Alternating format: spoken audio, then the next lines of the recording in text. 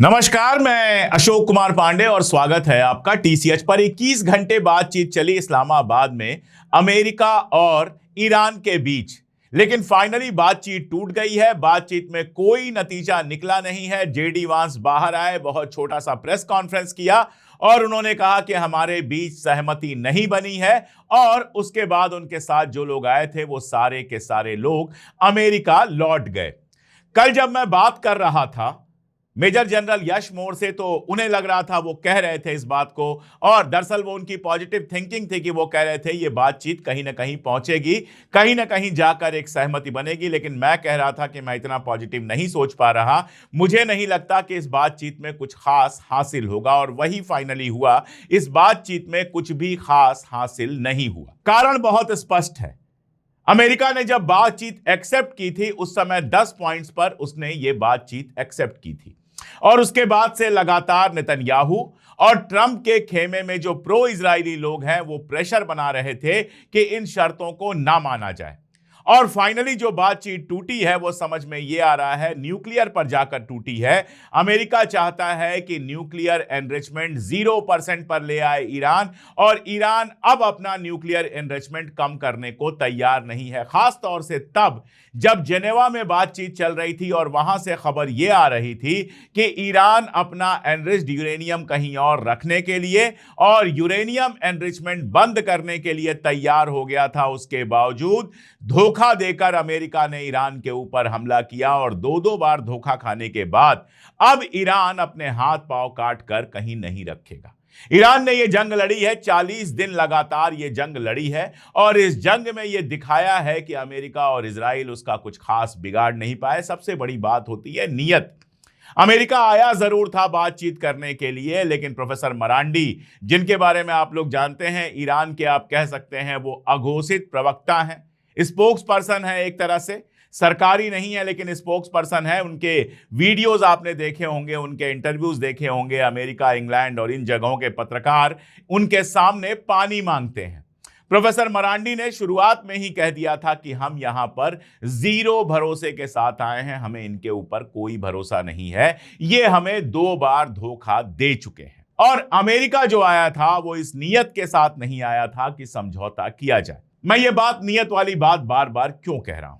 आप सोचिए, कल बातचीत चल रही थी, लगातार अंदर से खबरें आ रही थी कि पॉजिटिव हो रहा है, एसेट को डी फ्रीज करना मंजूर कर लिया है, वगैरह वगैरह, ये सारी बातें आ रही थी। लेकिन उसी बीच में खबर यह आती है कि अमेरिका का एक जंगी जहाज स्ट्रेट ऑफ होर्मुज के अंदर घुसने की कोशिश कर रहा है। वहां जो माइंस बिछाई गई हैं, उन माइंस को, समंदर के अंदर जो माइन बिछाई गई हैं, उन माइंस को बेकार करने की कोशिश कर रहा है। और ट्रंप का ट्वीट भी आता है कि स्ट्रेट ऑफ होर्मुज को हम जल्दी ही खुलवा देंगे। आप सोचिए, सीज फायर की बातचीत चल रही है, जंग रुकने की बातचीत चल रही है, समझौते की बातचीत चल रही है, स्ट्रेट ऑफ होर्मुज पर शर्त रखी है ईरान ने, और समझौते के बातचीत के बीच आप स्ट्रेट ऑफ होर्मुज में घुसने की कोशिश करते हैं। ये क्या है? यह अलग बात है कि ईरान ने इस कोशिश को बिल्कुल बेकार कर दिया। ब्लूमबर्ग की जो रिपोर्ट आई है उसको आप देखेंगे तो पता चलता है कि यह जहाज घुसने की कोशिश कर रहा था, ईरान की तरफ से फायरिंग हुई, उसके बाद डर के भाग गया, स्ट्रेट ऑफ होर्मुज में नहीं घुस पाया। लेकिन यह कोशिश जो हुई है वो क्या बताती है? कि यह तो इनका बस नहीं चल रहा है कि स्ट्रेट ऑफ होर्मुज खुलवा लें, यह तो इनका बस नहीं चल रहा है कि ईरान को झुका लें, वरना ईरान से बातचीत करने में, ईरान के साथ जंग रोकने में इनका कोई इंटरेस्ट नहीं है। और 2 घटनाएं और हैं जिनको समझना बहुत जरूरी है। पहली बात, वादा हुआ था कि लेबनान में कोई बमबारी नहीं होगी, और कुछ घंटों तक लेबनान में बमबारी बंद थी। लेकिन कल रात को जब बातचीत अपने फाइनल स्टेज में पहुंचती है, उसी समय यह खबर आनी शुरू होती है कि लेबनान में, साउथ लेबनान में फास्फोरस बम गिराए जा रहे हैं। सिर्फ बम नहीं, फास्फोरस बम गिराए जा रहे हैं, जो यूनाइटेड नेशन ने बैन किए हुए हैं कि किसी जंग में आप नहीं इस्तेमाल कर सकते, क्योंकि वो लोगों के लिए बेहद नुकसानदायक होते हैं। यानी इधर बातचीत चल रही है, उधर इजराइल बातचीत की शर्त तोड़ने के लिए लेबनान के ऊपर फास्फोरस बम गिरा रहा है, जबकि ईरान लगातार इस बात को कह रहा था कि लेबनान पर बमबारी आपको बंद करनी पड़ेगी, लेबनान में आपको सीज फायर करना पड़ेगा। और कहा यह भी जा रहा है कि ट्रंप ने नेतन्याहू को फोन किया था कि अभी फिलहाल बमबारी रोक दो, लेकिन नेतन्याहू ने ट्रंप की भी नहीं सुनी और वो लगातार लेबनान के ऊपर बमबारी कर रहा है। यहां एक बहुत मजेदार बात है, लेबनान का जो प्राइम मिनिस्टर है उसको लेबनान में बमबारी रुकवाने में कोई इंटरेस्ट नहीं है। उसके करीबियों के हवाले से कई लोगों ने कहा है कि वो चाहता है लेबनान के ऊपर बमबारी होती रहे और तब तक होती रहे जब तक हिजबुल्लाह खत्म ना हो जाए। वो साउथ लेबनान का एक हिस्सा इजराइल को देने के लिए तैयार हो गया है और इसीलिए वो कह रहा है कि ईरान के साथ बातचीत में लेबनान के सीज फायर की कोई बात नहीं होनी चाहिए। लेबनान के साथ जो सीज फायर होना है उसके लिए इजराइल से हम डायरेक्ट बात करेंगे। आप सोचिए, एक तरफ बेरूत में ऐसा हमला होता है कि सैकड़ों लोग मारे जाते हैं, एक तरफ साउथ लेबनान के अंदर बाकायदा फास्फोरस बम गिराए जाते हैं और लेबनान का प्राइम मिनिस्टर जो है उसको इससे कोई फर्क नहीं पड़ता है। उसको क्या चाहिए कि हिजबुल्लाह से हथियार छीन लिए जाए, हिजबुल्लाह को खत्म कर दिया जाए।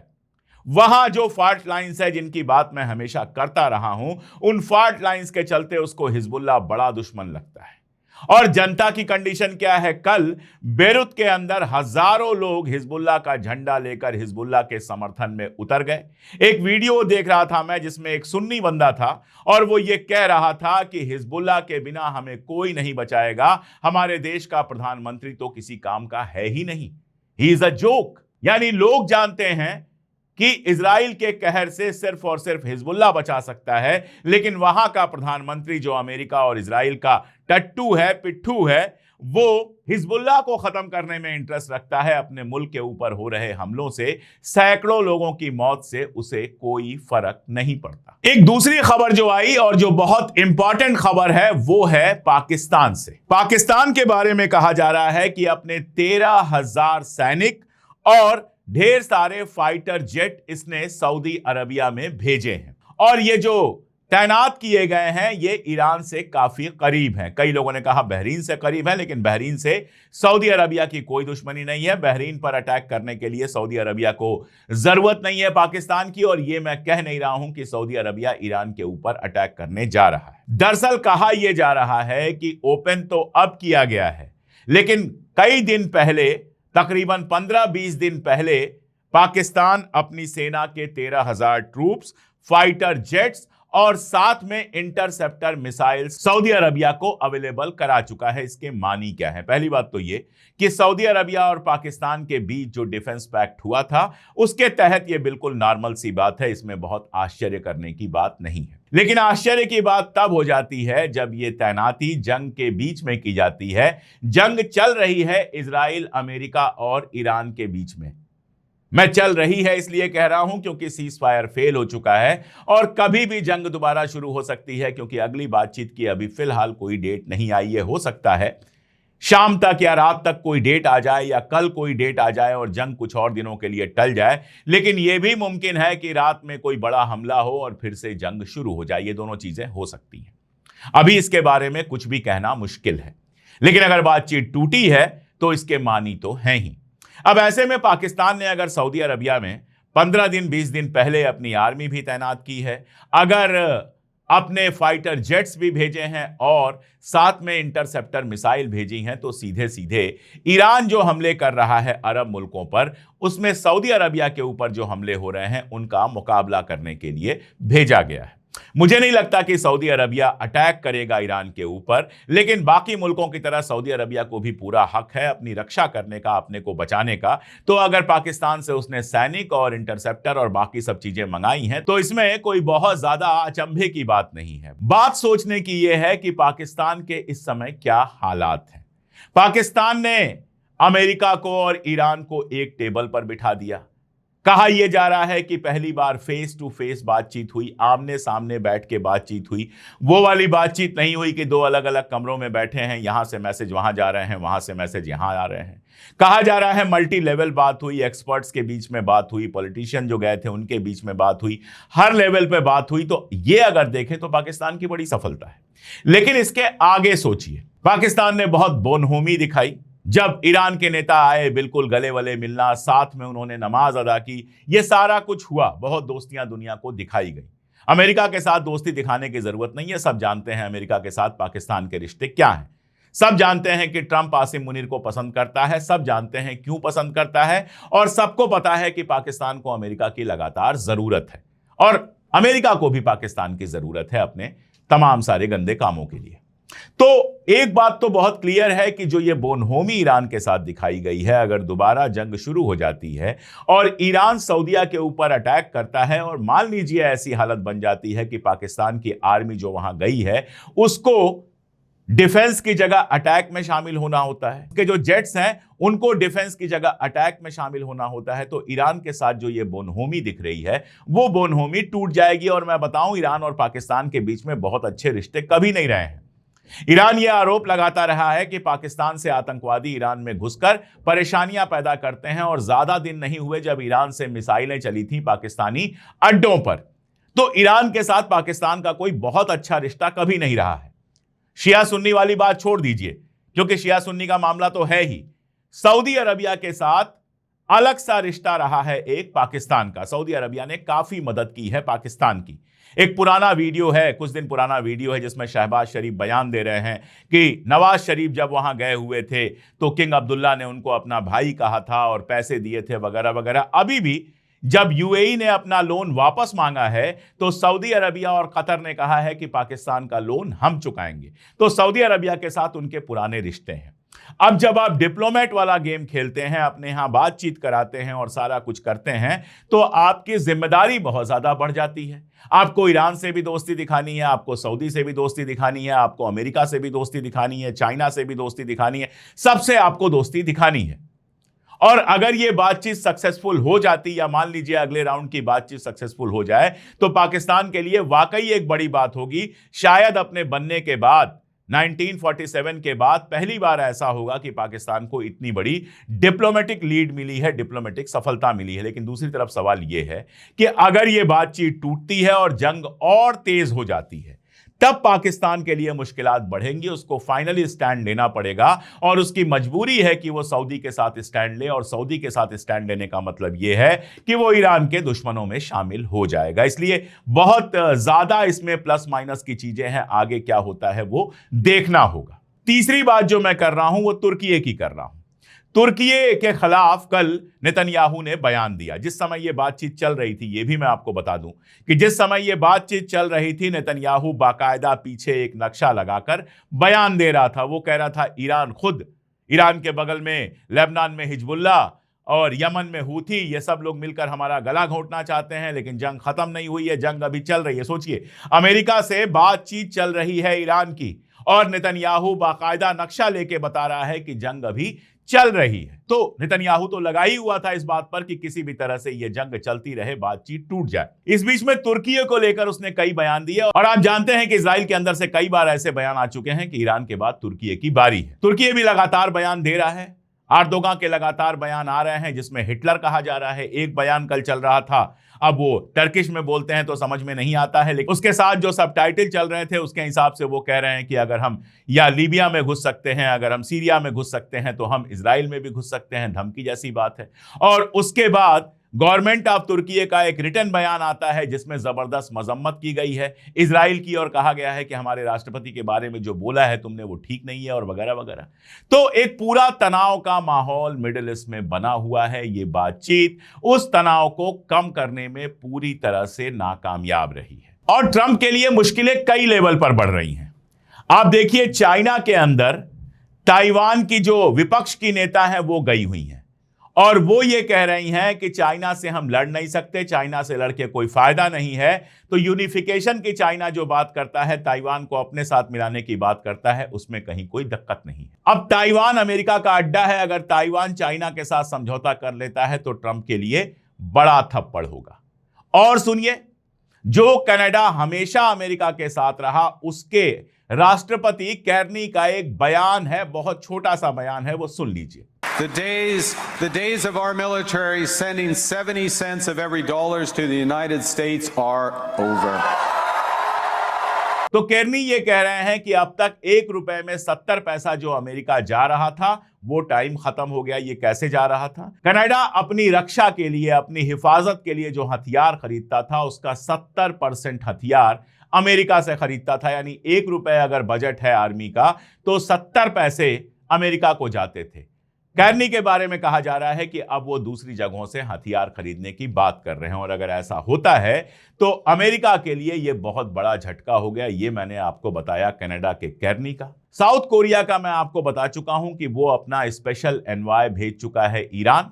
स्पेन कह रहा है कि ईरान के अंदर हम अपनी एम्बेसी एस्टैब्लिश करेंगे, और कहा यह जा रहा है, बताया यह जा रहा है कि चाइना हथियार भेजने जा रहा है ईरान को, या फिर भेज चुका है या फिर भेज रहा है, ताकि अगर अगला राउंड शुरू हो लड़ाई का तो ईरान के पास हथियारों की कमी ना हो। कहा यह जा रहा है कि मिसाइल लॉन्चर्स भेज रहा है, ऐसे मिसाइल लॉन्चर्स जो कंधे पर रखकर चलाए जा सकते हैं। जब ट्रंप से इसके बारे में पूछा गया, Well, if China does that, China's going to have big problems, okay? अब आप सोचिए, वो कह रहे हैं कि अगर चाइना ने हथियार दिया ईरान को, तो चाइना बड़ी मुश्किल में आ जाएगा। आप ईरान को तो मुश्किल में डाल नहीं पाए।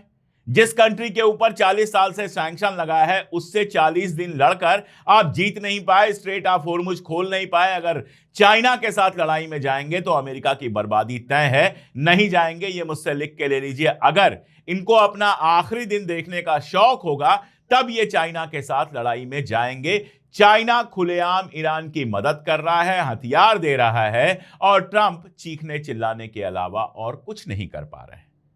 तो पूरी दुनिया में और अपने मुल्क के अंदर भी ट्रंप लगातार अकेले पड़ते जा रहे हैं, यह सच है। उनके साथ कोई है या वो किसी के साथ हैं, तो वो सिर्फ और सिर्फ इजराइल है, जिसके बारे में अब सारी दुनिया बिल्कुल क्लियर है कि वो एक वार क्रिमिनल है। तुर्की के राष्ट्रपति ने भी जो लेटर लिखा, जो लेटर आया है तुर्की गवर्नमेंट का, उसमें भी कहा गया है कि वो वार क्रिमिनल है, और वो किसी भी तरह से जंग जारी रखना चाहता है, ताकि उसके खिलाफ जो करप्शन के मुकदमे हैं वो ना चलें, और इजराइल में हमेशा जंग का माहौल बना रहे, ताकि उसकी गद्दी बची रहे। अब सवाल यह उठता है कि अगर दोबारा जंग शुरू होती है, तो अमेरिका क्या उसी हद तक शामिल होगा जितना पिछली बार था? और अगर होगा तो फिर अमेरिका को भी वैसे ही नुकसान झेलने पड़ेंगे, इजराइल को भी वैसे ही नुकसान झेलने पड़ेंगे। बड़ा सवाल यह है कि क्या अरब कंट्रीज हाथ जोड़ेंगे इस बात से कि भैया हमारी जमीन का इस्तेमाल बंद करो? क्योंकि अगर नहीं जोड़ेंगी तो अरब कंट्रीज के ऊपर फिर से हमला होगा। और कतर के कल मैं वीडियोस देख रहा था, ये वीडियोस आए थे अल जजीरा पर, और उन वीडियोस को देखकर समझ में आ रहा है कि गल्फ कंट्रीज में कितना ज्यादा नुकसान हुआ है। तो अगर ये जंग चलती है तो तबाही और बर्बादी जैसे चल रही थी वैसे ही चलती रहेगी। ईरान हार नहीं मानेगा, ये बिल्कुल तय है। 3 शर्तें ईरान ने जो रखी थी कल, उनसे वो पीछे नहीं हटेगा। लेबनान में जब तक सीज फायर नहीं होता है, जब तक उसको स्ट्रेट ऑफ होर्मुज का अधिकार नहीं दिया जाता है, और जब तक उसके एसेट डी फ्रीज नहीं किए जाते हैं, तब तक वो झुकने वाला नहीं है। ये उसने क्लियर कर दिया है, और आने वाला वक्त बेहद खतरनाक है। बात खत्म करूं उसके पहले एक जरूरी सूचना आपको देनी है। इंडिया में ईरान की एम्बेसी ने जो अपना QR कोड और बैंक अकाउंट नंबर जारी किया था, उसको बंद कर दिया है। कहा यह जा रहा है कि रिजर्व बैंक ऑफ इंडिया के नियमों के तहत वो पैसा एज इट इज ईरान नहीं भेजा जा सकता है, इसीलिए उसकी दवाएं खरीदी गई हैं और उस दवा को ईरान भेजा जा रहा है। कल ईरान के एम्बेसडर ने ढेर सारी दवा के साथ एक वीडियो बनाया और कहा कि हिंदुस्तान की आवाम ने जो दवाएं हमें दी हैं वो हम ईरान पहुंचा रहे हैं। हमें खुशी है कि TCH भी इसमें शामिल है, हमारी दवाएं भी उसमें शामिल है। लेकिन जरूरी बात यह है कि फिलहाल स्कैनर के लिए जो कोड आपको दिया गया था, QR कोड और बैंक अकाउंट, दोनों बंद कर दिया गया है। इसलिए अगर कोई आपको कोई भी अकाउंट देकर कहता है कि ये ईरान की एम्बेसी के लिए है, तो 1 रुपए भी ना दें, क्योंकि ईरान की एम्बेसी इस समय रुपए पैसे नहीं ले रही है। अगर आपको दवाएं पहुंचानी है तो ईरान एम्बेसी सर्च कीजिए गूगल पे, उनका मेल एड्रेस देखिए, उनके मेल पर या उनके फोन पर फोन करके पहले कंफर्म कर लीजिए कि दवाओं की जरूरत है कि नहीं। जब वो कहें कि दवा की जरूरत है, तब आप दवा पहुंचाइए। किसी भी फ्रॉड का शिकार मत बनिए, किसी को 1 रुपए मत दीजिए ईरान एम्बेसी के नाम पर, क्योंकि उन्होंने अपना अकाउंट और अपना QR कोड कैंसिल कर दिया है और इसकी बाकायदा सूचना दी थी। सच बताना मेरी जिम्मेदारी है और साथ में आप बेवकूफ ना बने, कोई आपसे पैसे ना लूट ले, कोई आपको बेवकूफ ना बनाए, इसके लिए भी आपको बार बार सावधान करते रहना हमारी जिम्मेदारी है।